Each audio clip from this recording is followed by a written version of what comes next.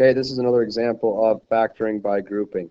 In order to factor a polynomial by grouping, we have to group the first two terms in the polynomial with the second two terms in the polynomial. After we've got the specific terms grouped, we're going to take a look at the greatest common factor of each group. So in this particular example, the greatest common factor in this first group would be 5v squared.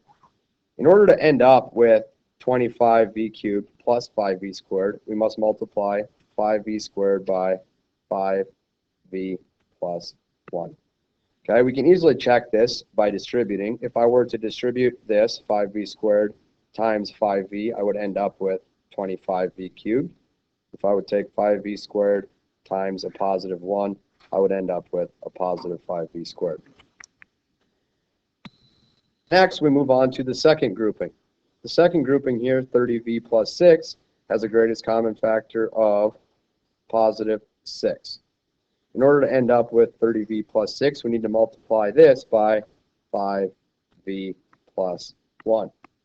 Similarly, we can check this by taking 6 times 5v to reassure ourselves that we end up with 30v, and 6 times positive 1 to show us that we do get positive 6. Okay, at this particular point, it's not a coincidence that our second portion of both of these factors match. Since both of these expressions, the black and the red, have 5v plus 1 in common, we can factor out 5v plus 1 and multiply it by the remaining portions in this particular expression, 5v squared and a positive 6. So our final factor in here will become 5v plus 1 times 5v squared plus 6.